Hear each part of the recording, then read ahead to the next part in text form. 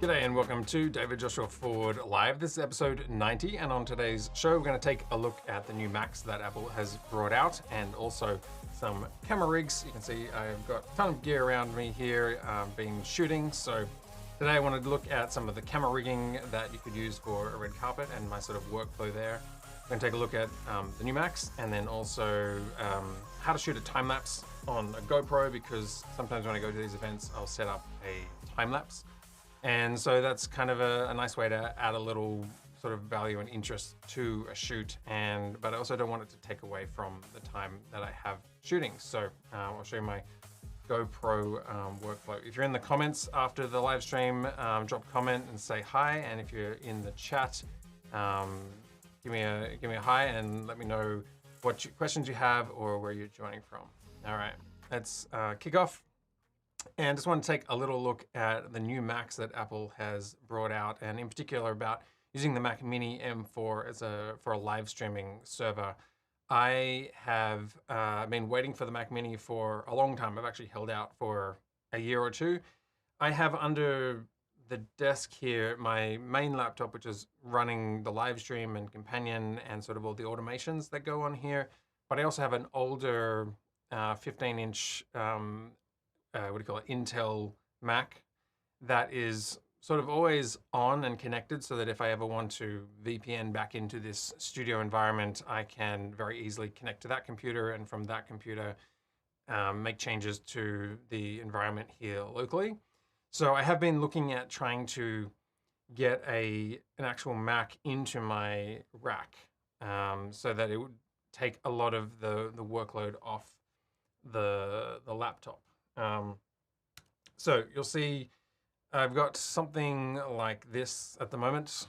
This was a little bit of I need to sort of rework this a bit, but I have my computer, which is running Companion, connected to this switch, and then from there that's sort of controlling the automations in the live stream. And what I want to do is sort of remove this computer, maybe partially or fully. I'm not entirely sure yet. I'm still sort of working that through, but I want to have a computer that I can use more as a server. And so the route I'm probably going to go is bring in something like a Mac Mini here, so that I can then sort of pull this computer out or somewhere over here. And then these things like Companion would be running on the computer, as would Lightkey. And then this can always be on, and then my computer can either connect via Ethernet, or I could just like connect it over Wi-Fi and have that sitting where I want to on the network. Okay, that line is going crazy.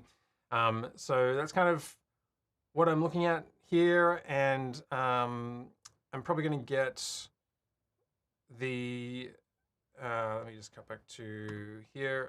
Probably gonna get the companion server on there, so that can be always on and have a more updated computer. So at the moment, the Intel one means that I have to run two different versions of Companion, and I just kind of like to streamline all that onto Apple Silicon. And I'd probably also onto there get H2R Graphics and set that up so that it can be separate to the computer. And also the Teleprompter server that I have, maybe even Lightkey. So Lightkey is at the moment controlled on this computer locally, but I might be able to move that over to the remote one because I don't really need to use the application itself. And I could just control that via Companion on a Stream Deck remotely anyway. So there's some of the things that I've been thinking about. And then also maybe moving VLC off of my main computer, but that is also another project, which is just sort of an audio overhaul of this whole live streaming look. So let me just jump into Apple here. Let me just go back to, we can jump to in here. We'll see what we've got here. So I'll start with some of the announcements that they had. Where are we? Under Mac. Oh, man, that's annoying. So there's been a couple of Mac announcements this week. We've got they started with a new iMac, which is probably an okay consumer device. I'm always surprised that they haven't got a 27-inch version of this, but maybe in their market research they realized that they only need a basically it's kind of like a large laptop on a stand. I mean, they probably look cute around the home. They got some new peripherals. Finally, they got USB-C, and I've noticed also that everything here in Apple seems to be talking about personalization and AI. So there's not amazing hardware updates, I would say, certainly not for the iMacs. I'm not going to get that, so I wasn't so interested in that. I am also probably not, oh man, it's difficult to click on. Also not interested in the MacBook Pros yet for what I have. So they've got new M4 chips. The color is nice. I have a M1 Max silver 16-inch one, and I also have a M2 Air. And so my workflow has been, if I'm doing something like video editing and I need a bigger screen, then I've got that laptop, and it's normally sort of something that is, I have sort of two screens here when I'm editing and not live streaming, so they'll sort of come in front here, and the computer is tucked away under the desk, and I've got the keyboard here. So I'm actually kind of using the 16-inch laptop in clamshell mode, and I'm really just using it as a desktop computer when I'm in the studio. And then it means that I can just take that and go home or go to a cafe or somewhere and continue and edit. Or if I really need to, I could sort of travel with that. And then for things when I'm not video editing, I'm using more of the M2 Air because it's just really light. So those two laptop combinations have been working well for me, and adding the sort of Mac Mini server to the studio is something that's what I'm sort of thinking about. So as I was saying here, you know, they look great and fast, and you know, 3 times faster than, I always notice that they say than the M1 Pro, like they're never comparing it to the M3, they're sort of comparing it to the M1, or often they go back to like faster than an Intel, and it's like, I don't know, it's a bit of a cheat. Again, there's so much like AI stuff and personalization in these, like, it's interesting when they're like launching hardware, but they end up talking more about AI. All right, so that's the MacBook Pros, and then this is so difficult to click on. Okay, and then the Mac Minis is, as I said, this is what I've been holding out for, and I think they look really good. It's a design overhaul. It's about the size of, a little bit bigger than an Apple TV. It's about 5 inches by 5 inches. It's 2 inches high, which is annoyingly just like a little bit too big for a 1U rack in terms of mounting it in a very sort of small space. But I mean, I guess they are going for more of a consumer audience here, although I do feel like these often get used in sort of server farms. So I don't know, for me putting this into a rack, it would have been really nice to have that fit within 1U, but you know, I'll take the smaller footprint. And that's kind of the size, and sort of bring your own devices there. They got 2 USB-C ports on the front and an audio port, and where are we? Oop, I got a back ports. This is what we want. And I'm glad that they kept this, what do you call it, figure 8 plug or whatever, and not like a separate brick. It's really nice to be able to have a mains AC and just a very short patch cable in a rack to just sort of plug that directly in. Ethernet is great, HDMI out, and then they've got 3 Thunderbolt 4, or if you get the M4 Pro version, it'll be Thunderbolt 5. I still need to look into the models here and what I need to get for what I'm doing in the studio. New thermals, so they can sort of suck air in and push it out the back here. And that's kind of what it looks like in studio environment there. All right, let's jump over to purchasing, because it's about the same pricing as the M2s previously. So they've jumped from M2 to M4.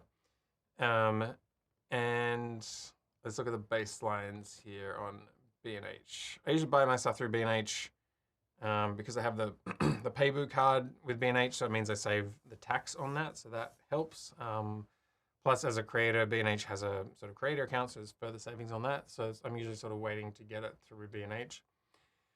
So the very base line is going to be $600 here, which is the M4, 16 gig of RAM, 256 gig, and a gigabit Ethernet. I think because I want to use this as a server in my studio, at the very least, I'm going to add in a 10 gigabit Ethernet port, just so I've got sort of faster transfer speeds. And as I continue to put more like 10G switches into the studio, then this computer will play into that nicely. And then it could be something like upgrading the RAM. Maybe, I think I would maybe spend a little bit more for internal memory. I know, like, even though most of the storage is going to be through a NAS or something else connected to it, there's something about internal storage which is just so, it's nice to have a certain amount. I mean, I think a terabyte minimum is good, but it's also, what I'm trying to weigh up here is like how much to spend on a device that can be sort of a server and run companion and have various video outputs. So both the M4 and the Pro can both do 3 video out, which is much better than the previous one, which only, I think, had 1 or 2, and then the other one could have 3, I think. So there was a difference, but now the base model can do 3 video outs. So I'm probably looking, what's that, $830, or at the bare minimum, maybe $650 or $700 if you don't have these discounts baked in there, plus tax or whatever, to be the sort of heart of the studio, to just keep things running here, so that I can separate my laptop from what is going on in the studio. Because I find as I am adding more and more things to the studio and the live stream, then I'm demanding a lot on the laptop, on the M1 Max, and the problem is not so much the processing or the power of it, it's more the number of peripherals that I have attached to that. And so I really want to take a whole bunch of those and sort of move it off to a secondary computer that can be network based, and so that I can trigger things. So for example, H2R Graphics, that can have, I can control that over the network from a different computer, and then on this computer, this would be outputting one of the video outs of this Mac would be going into the rack and doing the like Luma key or Chroma key through the Blackmagic 2ME Constellation HD is what I'm running there. So then I sort of flip to the other side of go, okay, well maybe if I was to get the M4 Pro, suddenly you jump, let's just start with the base model here, and I'm going to start with gigabit Ethernet because I feel like I need that. So suddenly I've basically doubled the cost here to go the Pro version as opposed to just the M4.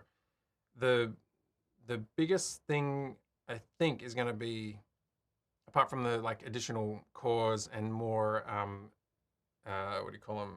Like, I can't remember the name for it, like the advanced cores as opposed to the sort of power saving cores. Apart from that is Thunderbolt 5. So you'll see with these ones, it's got Thunderbolt 5 on the back, whereas if you were to select the M4 without the Pro, it's just Thunderbolt 4. Now the question is, do I need that? That's like 120 gigabytes per second, and maybe someday I will have peripherals that I could connect to that and make use of that. I feel like for what I'm using this for, I'm not connecting 8K displays and all that kind of stuff. I really want just as many either HD or 4K displays. And so this can do I think it's 3 6K, or maybe it's 2 6K and one other one or whatever, but it can, both of them can handle what I want for the output of this. So that's probably the main reason to go for the Pro. And then the other side of that would be, well, if I use this as a server and I can, I'm sort of like copying tasks are not going to be so much of a problem. I feel like if I've got the gigabit Ethernet, that's sort of fine. It can handle offloading things from like ATEM recordings to a NAS or like the cloud pod and that sort of thing. It's probably more that if I wanted to use this computer to sort of crunch video in the background and do just a whole lot of renders and that kind of stuff, that's maybe where I would see the advantage from the M4 Pro. But that's, so these are the two price points that I'm sort of weighing up at the moment, and will either spend like $650 or double that in like $1,400. So but either way, I feel like it's a really neat little device to be able to fit into a rack and not have too much space to worry about, putting in there.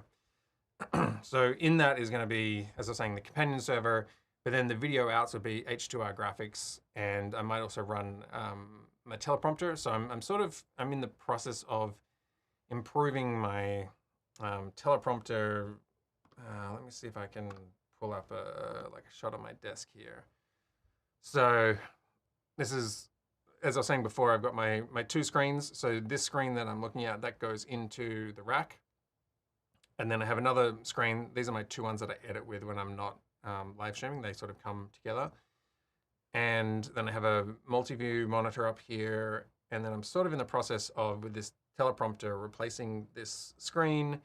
And I got to re-rig this, so because these are copies of each other, and I need to reroute it so that it is separate. And then I've got this clock thing up the top here.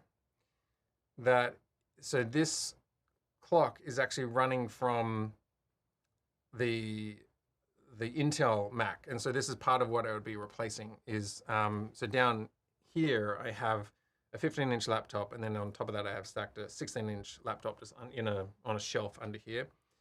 And the 15-inch laptop is currently the server that would be replaced, and with the Mac Mini. And so the screens that I have I come back over here. Let me just see if I can minimize on this one and go to screen sharing. Okay, so I use screen sharing, and I've got like the teleprompter app here. So it's a standard Mac app. It's really handy. You can just, from one computer to a next, either a VPN or locally on the network, just go screen sharing, and it will pull up. Let me see. I don't have the window there. Is it in the background? There it is.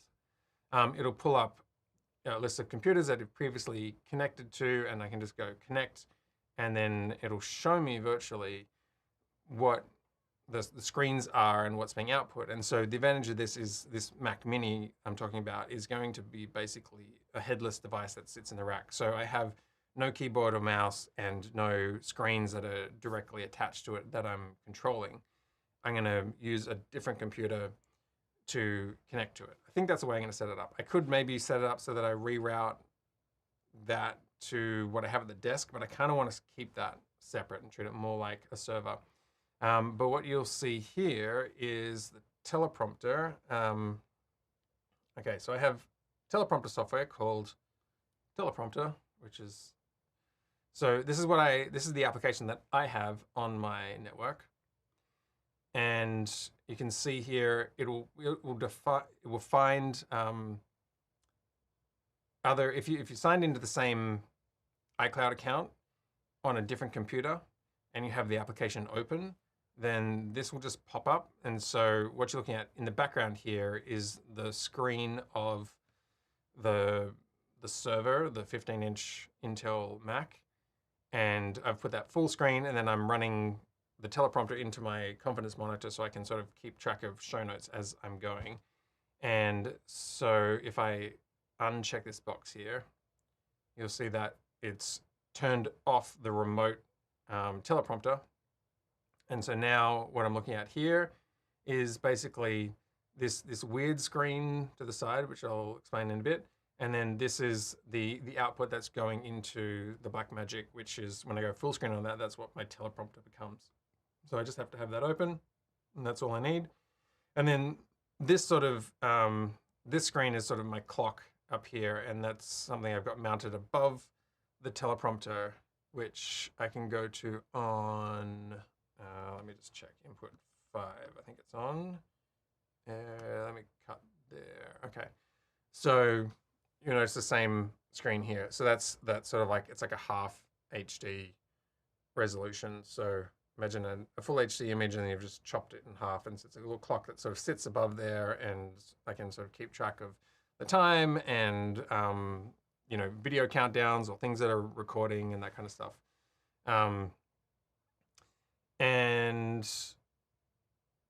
Yeah, so that's how I'm running that clock. And so this will become part of the Mac Mini's output, which is like teleprompter, the clock, and H2R Graphics. And it means that there's just fewer peripherals on my regular Mac that I would need to run that way. All right, I'm gonna turn this back on so I can go, there we go. And now that's gone full screen again. And then I'm just gonna hide this one so that it is out of the way. And you can see my little screen here is like updating as I sort of scroll through. So the way I've set up I've got this, what do you call it? Contour Shuttle Express, which is a USB device plugged into this computer. And then that is something that I've built like a 2ME in my confidence monitor. So what I'm looking at on the teleprompter is what is going to program. And then in front of that, I've overlaid a Luma key of the teleprompter, so I can sort of keep track and be looking at the camera and make sure I've got the right thing going to line. You know, if I'm talking about something on the computer and text that you need to read versus like a shot of me sitting here. But I can then keep on track with what is next coming up. So if I scroll forward like that, that is how we do that. All right, let's move along and let's take a look at camera rigging for red carpet events. I just wanted to talk through my Canon R5C rigging workflow. So in previous years, I still do own a C200, which has audio input on it, and it was a good workhorse back in, I think it was 2017 or something, and then around about 2022, I think it was, I can't remember now, the R5Cs came out, and for me that was a really great camera because I do shoot photography and I do shoot video, and it just sort of enabled me to have two bodies that I could fit out in different ways for photo or video, and then all of sort of the lenses to match and sort of swap that around. So the photography is pretty straightforward. I feel like these cameras really are photo cameras in the ergonomics. I mean, it doesn't matter what you sort of put inside in terms of cinema capability. The ergonomics of these cameras are that they really are photo cameras. And so the challenge always is, how do you make it into like a video camera in a way that's super easy? So this is I sort of have two cameras.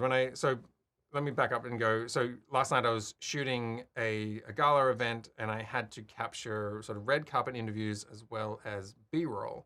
And so that's where, with myself and an assistant, we have these two cameras, and they're kind of, depending on what I need to shoot, sort of handing off one camera to the next. So my main camera for interviews, which is on a tripod, and it has a MixPre3 audio device here, and it's got this top handle and microphone and this light and audio input and timecode, and that's about it. And it also has like a wireless mic, so that we can, because in a very loud environment, you just want to get that microphone up there to get clean audio. This microphone on the back is just really like a backup audio, like a backup audio source, because you're probably going to be, 4 feet or something from people. And so, yeah, that's, useful to have, but not going to be your main audio source. It's going to be this kind of thing when you're doing like red carpet interviews. But then alongside that, need to get B-roll, and that's where it's a mixture of this camera on a gimbal, but also want something that can very easily pop out of the gimbal and go handheld, or be put on I've got down here, I'll show you in a second, a tripod plate and sort of mount for a tripod shot. And if I had to re-rig this camera to get the B-roll stuff, you just like miss the whole event and you'd be done. So let's start with camera 1, and we can just sort of chat through the pros and cons of my rig and some of the things that I'm still working on, because it's not there's some good things about it, and then there's some things that are like frustrating me about it, and so it'd be interesting to document that. And maybe at some point I'll just get a C400 and just be done with this kind of hybrid workflow. But I do quite like having equipment consolidated and being efficient across photo and video. But it's like the downside also is that there's a fair amount of rigging before you, and even if you switch between shooting photo and shooting video, it's like there's a bit of setup to like get it to the point where you can just jump out in the field and start shooting. So in this scenario, I'm talking more about like live events or red carpets or something where you really need to move fast and run and gun, as opposed to some of the more corporate things I do, or commercials where we would have like a separate audio person who is like dedicated on sound. In this scenario, like I'm running the sound myself through this camera. So we have, let me see if I can pull in here. So it's mounted on a tripod, and then the tripod is going to the this sound device's MixPre3, and they've got a really nice way of like, you can mount up through with an Allen key. You can get it. It's just very low profile, which is a nice way of working, because I don't want it too top heavy or that kind of stuff. So on the back, see if I can get in here. The other thing that I'll start with the audio that I've had before, and that didn't work, and I sort of found a new system. So audio things that I have had have included this Tascam CA XLR 2D, which I think, and I've talked about this before, something in the wiring in these meant that if you unplugged it when it had phantom power on, it would like fry the unit. And so this one was sent in for repair. I had to pay $180 to get that repaired, and I didn't love the whole Tascam experience, and I would not recommend buying this. But it is the only device out there.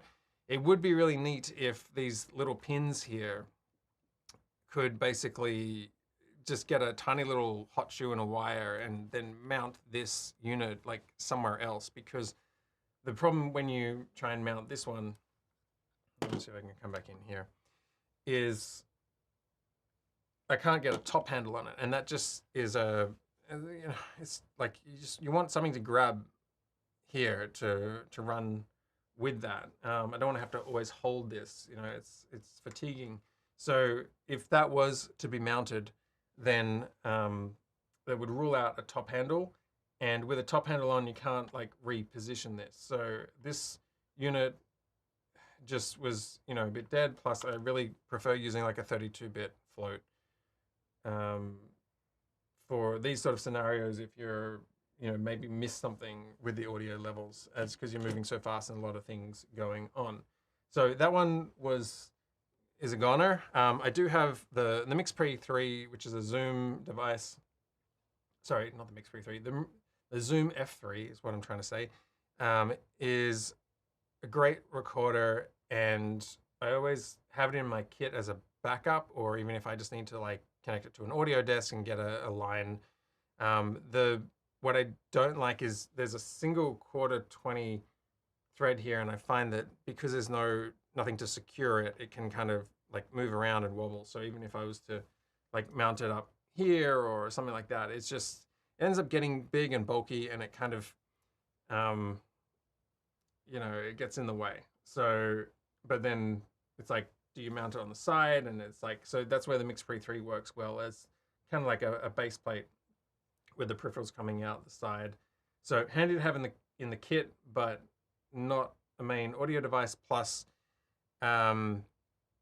it's really sort of a record to it and get 2 isolated channels that you fix in post later. Whereas the MixPre3 is much more fully featured. It's got timecode, and it can have more of a mix. So like if you wanted to like record the channels, but then also do a mix and output that. Let me get to the powering options. So as I've shown before, I have these V-mount batteries, which I've mounted on the side here. And that's been a good way of, I'm going around in circles with my headphones. Let me just get rid of the headphones. So that's been my way of getting like really good like power run times and mounting it somewhere that is not on the back. When I have this on the back, it really it just it gets in the way of the screen, and it gets in the way of the eyepiece, and I don't like not having access to the controls here, particularly because the touchscreen is really important. So that's not great. And then anytime you sort of put a V-mount here, like you're getting an extra base plate, and the rig kind of goes up and things get bigger, and it just gets a lot more bulky. So I've got this small rig cage here, and the advantage of the cage is then that becomes the securing point for this small rig top handle. So I really love this cage and this handle. It's solid, it's small, and it works well. And then I've got this tilter V-mount grip here, so that can lock in like that. And then I have a couple of powering options. So with the USB-C and USB-A in here, I can plug in the, which side are we on? This side? In there. All right. So, and then I can turn on the MixPre3. All right, so this is my audio channels on the back,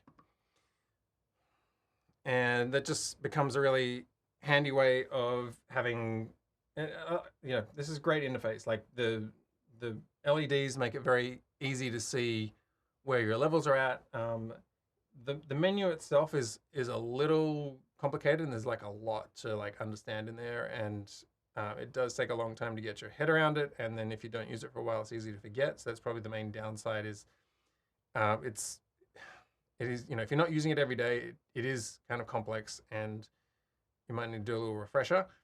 But very easy buttons to hit, like record and then record. You have to do the camera and this one separately. And then I've got my power inputs on the side. So my line inputs here, I've got 2 on this side and then 1 on the back. And I've got this, it's like a $40 Cable Techniques one, which is like a low profile one. So if we pull out here, it just means that I can have this whole shotgun microphone on a shock mount and not have like a cable sticking out like that, because I don't want that to get in the way of grabbing the top handle. So very low profile XLR cable, which is, again, it's like $40, but well worth it.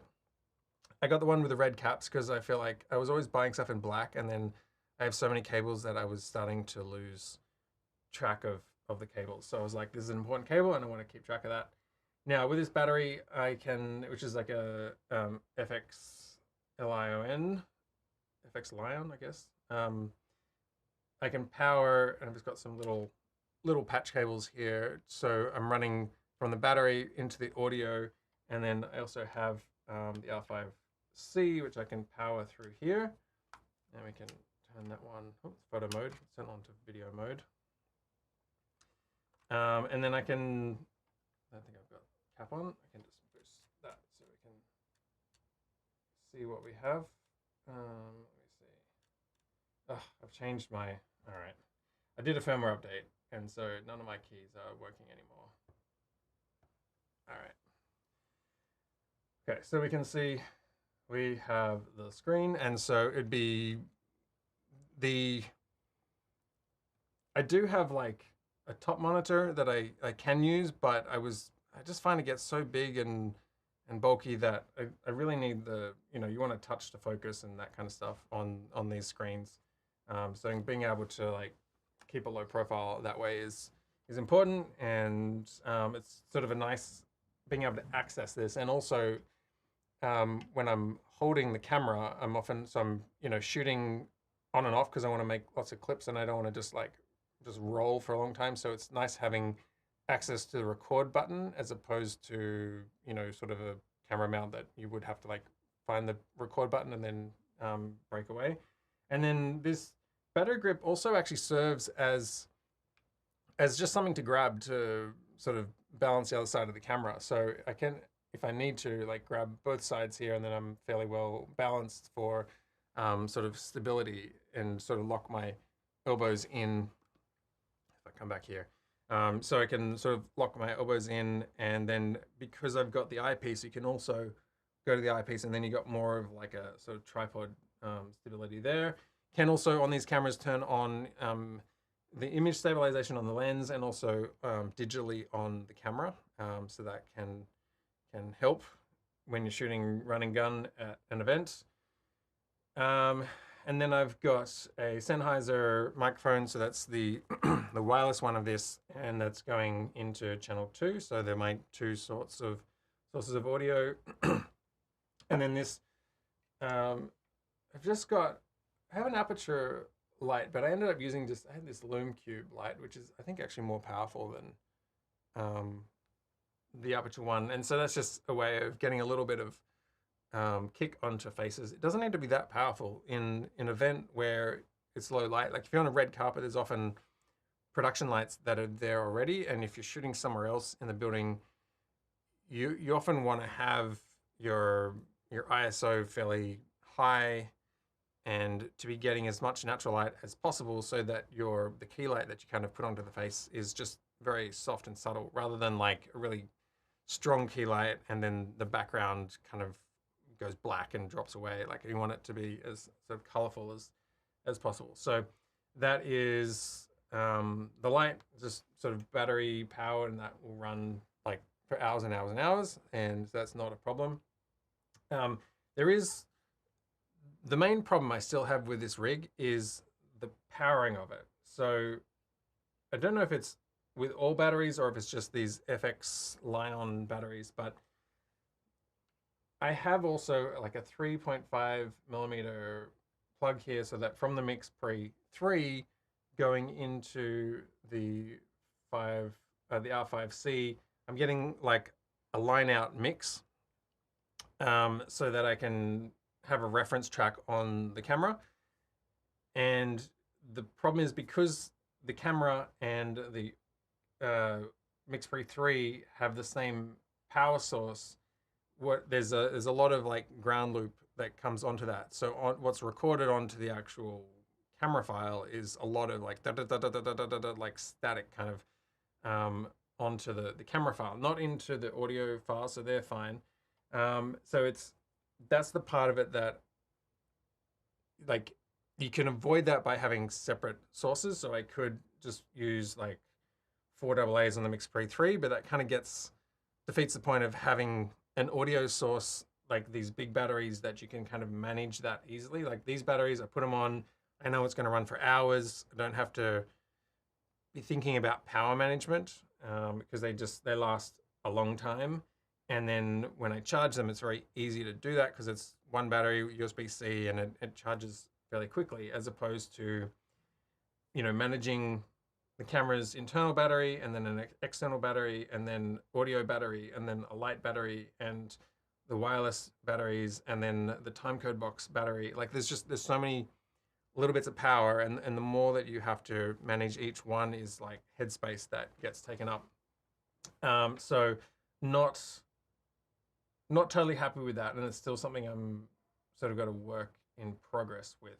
One of the things I like about the R5C is that it has timecode in here with this sort of DIN connector. And so I have this Deity timecode box here. I will say, like, I ended up not using it last night because I was just like, it's just like there's so many things to do, and I was like, you know what, we just got to go. We gotta shoot. So I actually didn't even end up using the timecode in again because like messing around in the MixPre3 settings was like, I was like, okay, this is just taking too long.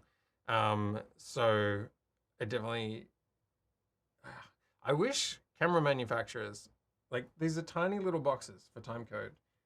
I've never understood why they can't build in proper, what are they, quartz or crystal or something, like timecode boxes into the cameras themselves. Like a lot of audio devices have that. So I don't know, it's just like one less thing to like put onto a camera and less cables to manage. So I would love that, you know, but we shall see. So, but the audio is like, that's kind of my main challenge, is like getting rid of that loop.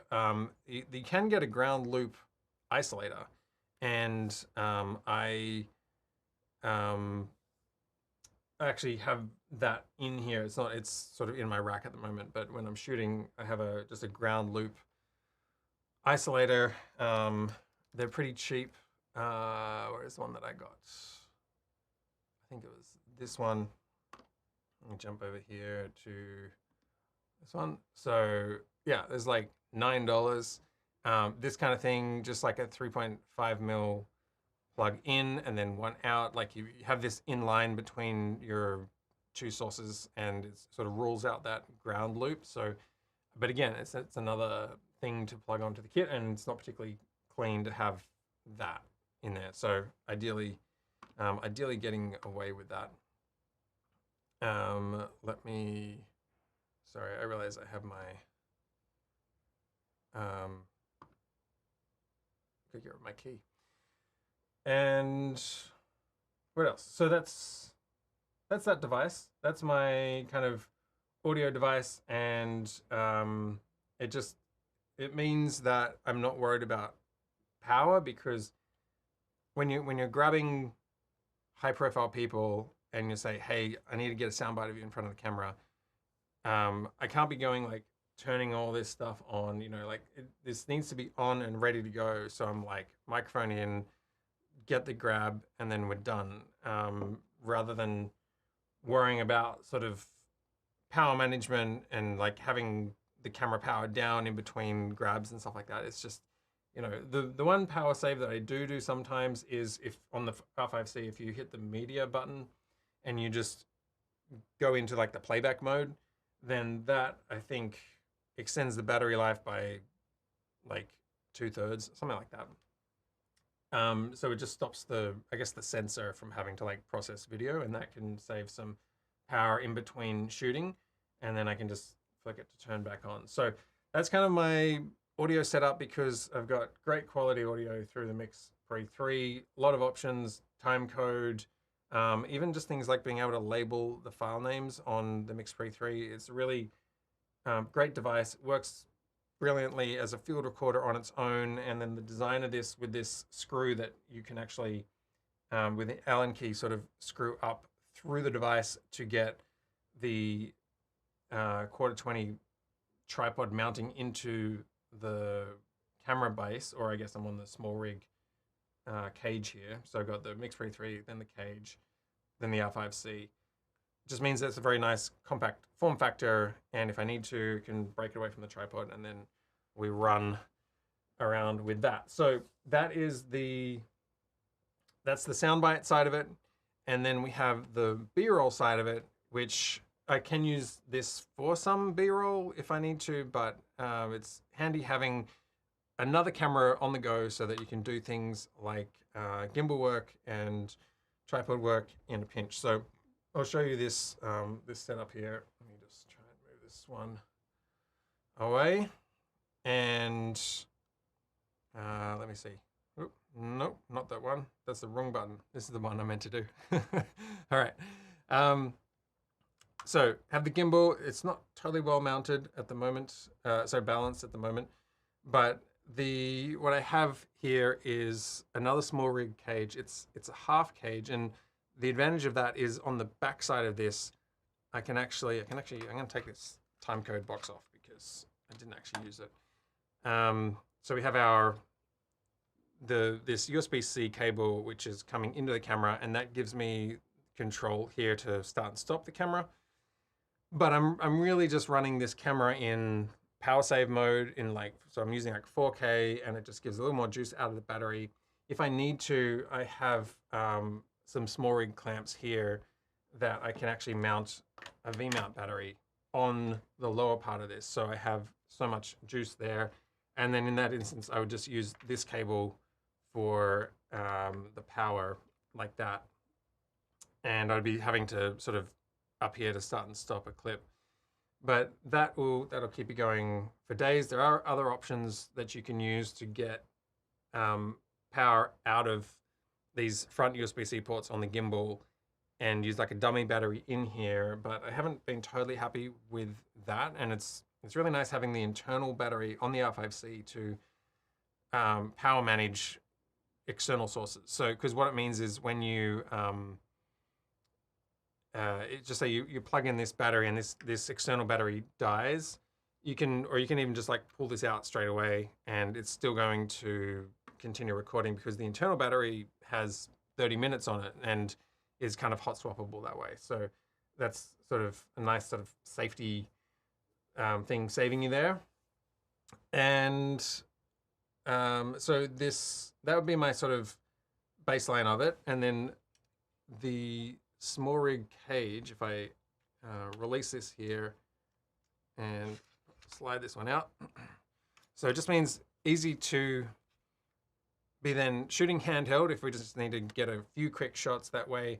The cage here means that I can, if I end up doing a lot of shooting, and there was like periods of the night where I did end up shooting like a lot of handheld like this because you're in a very crowded room and you're trying to move around, and like bigger cameras would it's hard to squeeze by people. So that's where, because of the terrible run life on the regular LPE6NH batteries that we have, you do want these V-mount batteries. And again, I can just clip that on the side there, and then we're off to the races. So this kind of rig, this will just go all night and I don't have to worry about that. And I can then be shooting like this. And again, it's well balanced between this hand, which can do the recording, and then this hand, which is holding some of the weight, and then I still have access to zoom and focus kind of underneath, and I'm sort of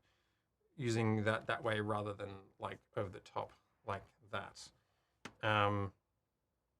So that gives me that, and then because this is I don't know if it's like a Arca Swiss or something. I think it's Arca Swiss.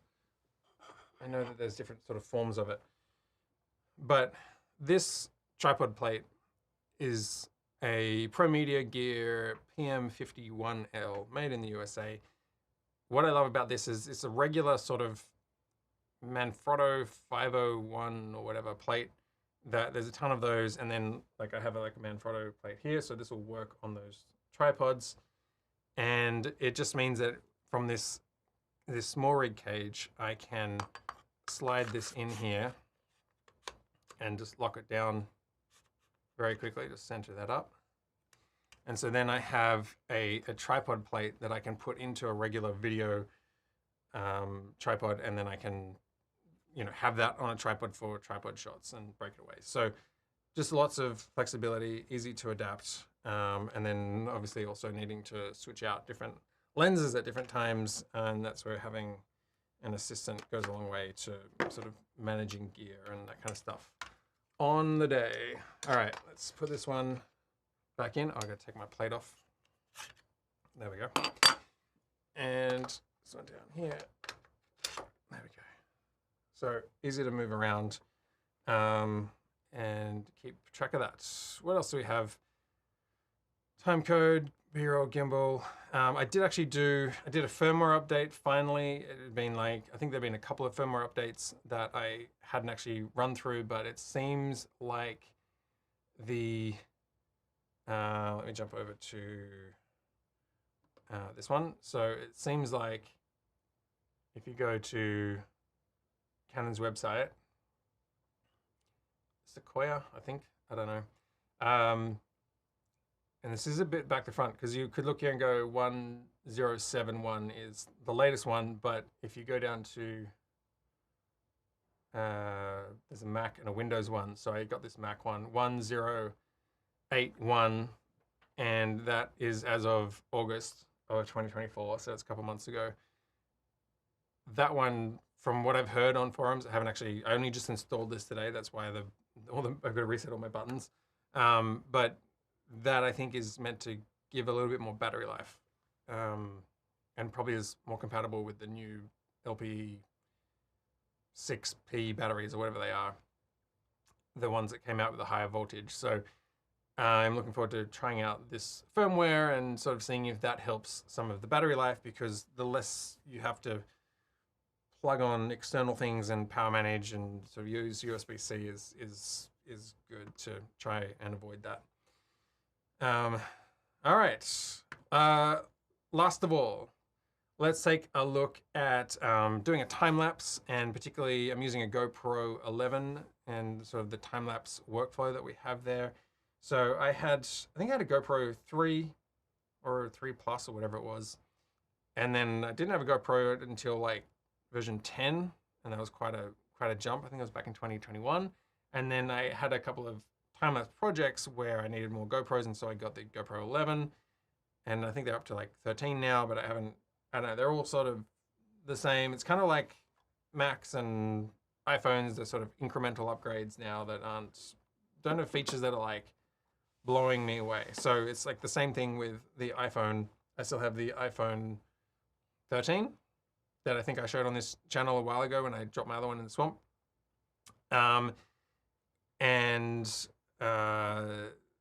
Yeah, so would love to upgrade to the latest one, but I don't really need it other than maybe getting the camera. But I also have a baby, and I feel like the amount of times that she gets this and throws it on the ground, I probably don't want to get the new one. I don't know. Would be good to capture better photos of her. What I have here, let me just switch this one around, is my little GoPro kit. I'll just close this one up. So it looks like this. No, where are we? Over here. Ah, okay. I didn't re-update my. Let's go with number 4. I was going to switch this one around so you can see what's going on my desk.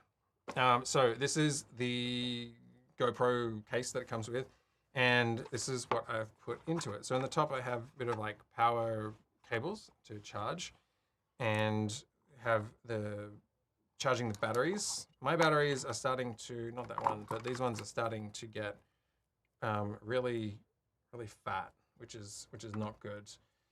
So I'd probably need to buy more of these ones. Let me just zoom in. Not that one. I'm on the wrong camera here. I just want to zoom in tighter so you can see what's going on here. Okay, that should be that one. So yeah, these batteries, they're starting to expand, so I probably need to throw them out. So this all fits in there. I've got the sort of magnetic mount if I need to clip that on in a certain way. I've got this comes as a, so this is the battery that I use for the longer time lapses. It's a brand called Voltaic, and these are really good. I've used these ones on like 6-month time lapse versions.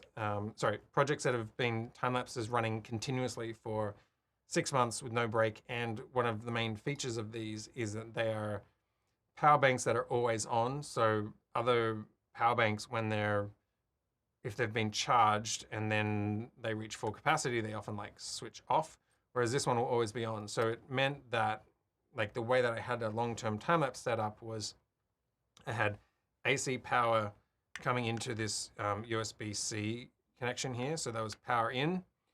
And then I had this cable, it was USB-A, going out to the GoPro. So that was my sort of reservoir of power coming in from AC, and then this USB-C cable going into the GoPro.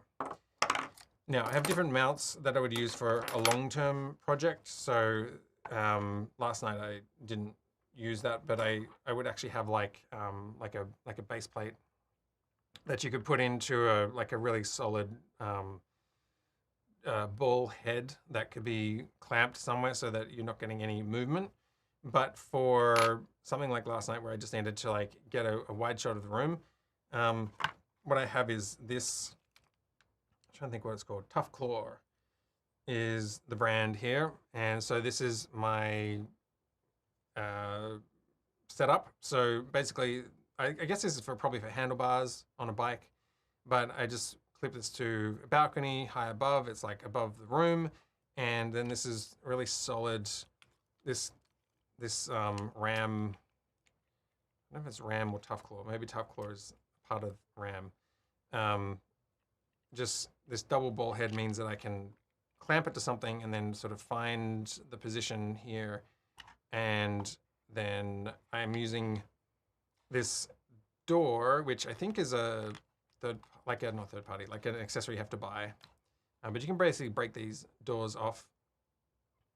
And I've got like the original door that would come here if I was sort of going underwater. So this is taking off this one and using this one instead. And the advantage of that is, so I have a battery in here, although for long-term projects, I usually take that out because it's better to just run it straight in here so that you don't have any of the power management issues that you can have when if the internal battery gets full, I think it can, again, switch itself off, something like that. I'm not quite entirely sure. So that one can come out. SD card in there, close that one up. And then this one would go in here, like so. Or I have basically like a longer version of this cable if I want to just mount this further down and the pole and just like gaff it to the pole. And then, so then this one, power on, like so. And let me see, I'm going to put that battery back in just for demo here. It's not fully set up. Okay, put this one in. There's a longer life batteries here. So these ones will, let me just pull this cable. I've got to get the right cable too, actually. I was using this cable, which is a little bit more length. And so I'm using here. Okay, and then we can power this on. There we go. And then swapping across, you can see I'm just on the time-lapse mode. I don't have an SD card in here at the moment. But basically, my settings in here was like using the full width of this. So it's 5.3 resolution. And I've got it on the video mode. So you can actually, let me just go in tight here. Hopefully that will focus soon. Go in here and adjust focus. Where are we?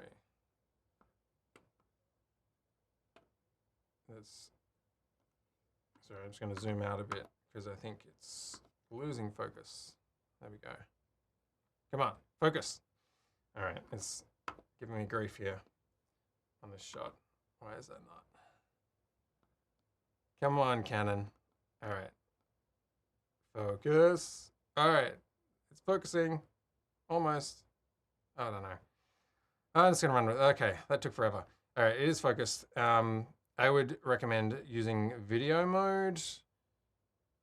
I mean, I have shot 6-month time lapses where it's been all photos and it's just a lot of media to manage. And it's you know, particularly on the, how fast you want to move on your project, I would say, much easier to just use video mode.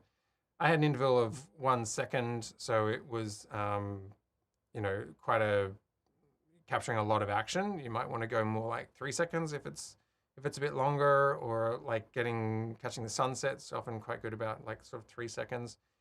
And what else have I got? Sort of a high bit rate and setting my white balance to manual and limiting the ISO. And that's about it.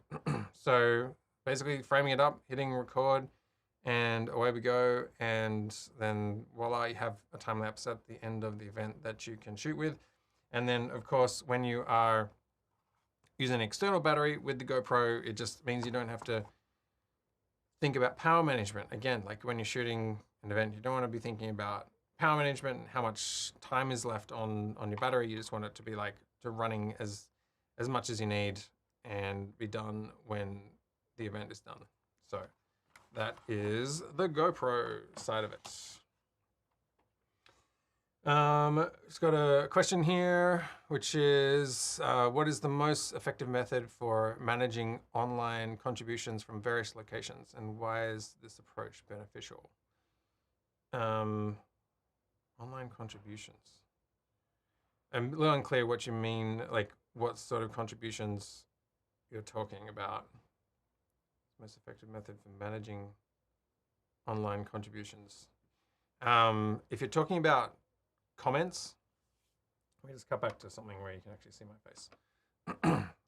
So if you're talking about comments, then I use a mix of Social Ninja, which is capturing the comments. So if I go into, give me a sec here. If I go into here, in this browser extension, this is the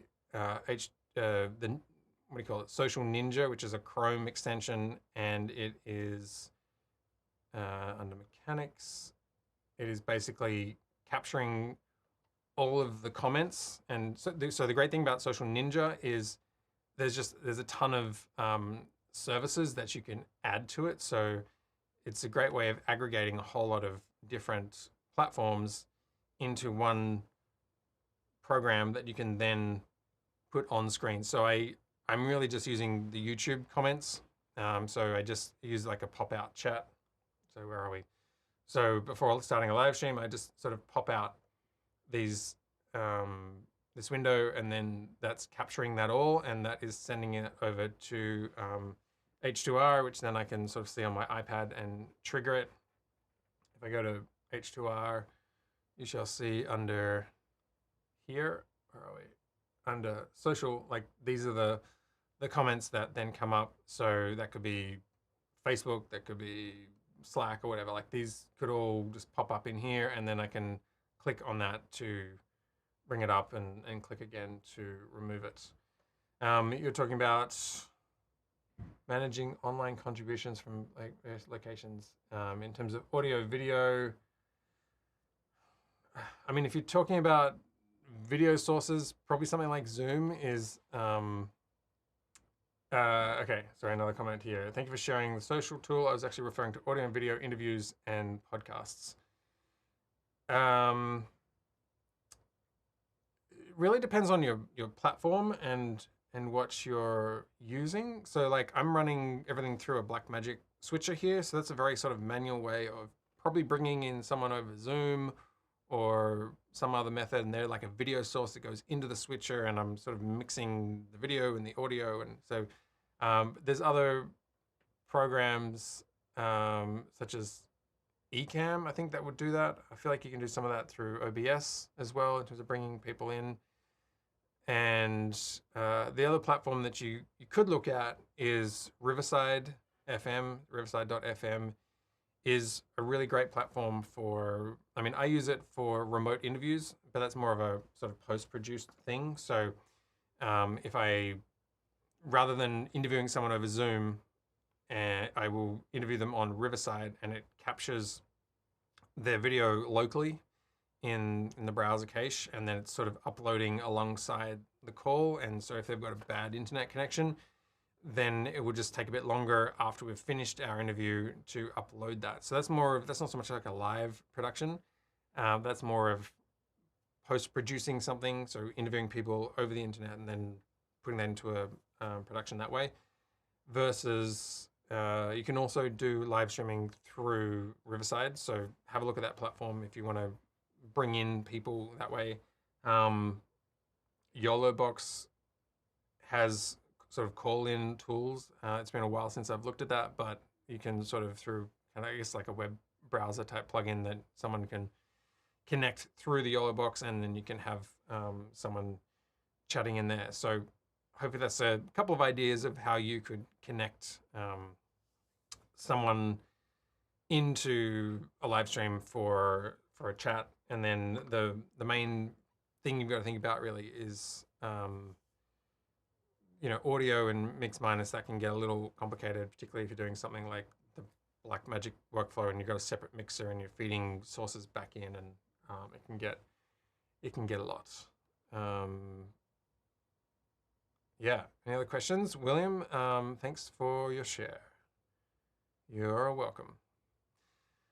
All right, that sort of brings us to the top of the hour. So let's say goodbye here, and hopefully there was an array of things there that you could see in terms of how to build out a camera kit using sort of DSLR type bodies in some great audio recorders, and how you might sort of shoot a red carpet like that. And also maybe you got some ideas of the new Macs that come out, and particularly the Mac Mini. If you would consider using the Mac Mini as a server in your live stream workflow, let me know in the comments. And if you're sort of thinking of picking one up, because I'd love to know if you're getting like the base model or if you're getting something higher up. But until next week, take care. I'll see you then.